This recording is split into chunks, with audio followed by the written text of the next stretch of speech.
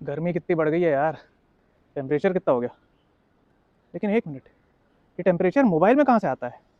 और अगर गर्मी सूरज से आती है तो ज़मीन से जितनी ऊपर जाओ ठंडी क्यों बढ़ती जाती है? आइए सारा आंसर फटाक से जान ले। तो सन से जो विजिबल लाइट आती है उसमें से सिर्फ ब्लू लाइट को हमारा एटमॉस्फेयर एब्जॉर्ब कर पाता है और बाकी की विजिबल लाइट सीधे ज़मीन में आके घुसती है और ज़मीन उस विजिबल लाइट को एब्जॉर्ब करके वापस से इंफ्रारेड के रूप में वापस री एमिट करता है। और इंफ्रारेड हमें दिख नहीं पाती लेकिन उसकी गर्मी को हम महसूस कर पाते हैं। तो गर्मी का एक्चुअल सोर्स तो सूरज ही है, लेकिन जो हमें गर्मी महसूस होती है वो ज़मीन से निकलती है इंफ्रारेड के फॉर्म में।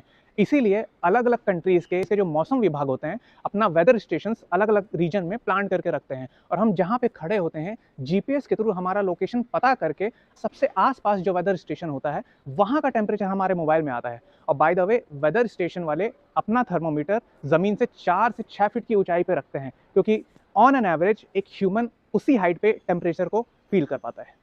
तो क्योंकि ज़मीन हीट को री एमिट करके वापस छोड़ रही है हवा में, इसीलिए आप ज़मीन यानी सोर्स से जितना ऊपर जाएंगे हवा उतनी ही ठंडी होती जाती है। इसीलिए फ्लाइट्स में जो टेम्परेचर के सेंसर्स लगे होते हैं, जब आप उनमें टेम्परेचर रीडिंग देखेंगे तो बहुत ही माइनस में होती है, यानी बहुत ही ज़्यादा ठंडी। लेकिन जैसे ही आप वहाँ से और ऊपर जाएंगे तो चीज़ें और भी एक्साइटिंग हो जाती हैं।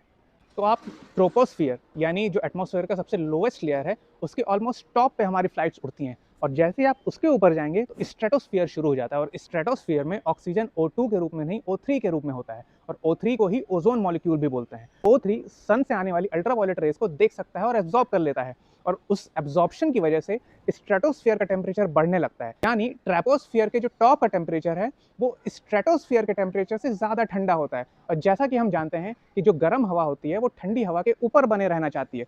जैसे कभी आप एयर कंडीशन रूम में बैठते हैं और फैन ऑन करते हैं तो आपको गर्म हवा लगती है, क्योंकि वो फैन ऊपर की गर्म हवा को आपके पास नीचे भेज रहा होता है। और इसी वजह से स्ट्रेटोस्फियर की जो गर्म हवा है स्ट्रेटोस्फियर को, ओजोन को हमारे ट्रोपोस्फियर के ऊपर बना के रखती है और वो एक ढक्कन की तरह हमारी धरती को हार्मफुल यूवी रेस से प्रोटेक्ट करता है। और जो भी स्टेबल टेम्परेचर बना हुआ है उस ढक्कन की वजह से ही बना हुआ है। तो स्ट्रेटोस्फियर के ऊपर भी 3 लेयर आती हैं, जैसे मीजोस्फियर, थर्मोस्फियर, एक्सोस्फियर, लेकिन उसको आगे कवर करेंगे। बाकी मुझे पहले ये बताएं कि क्या आपने कभी सोचा था कि आपके मोबाइल में टेम्परेचर रीडिंग कहाँ से आती है?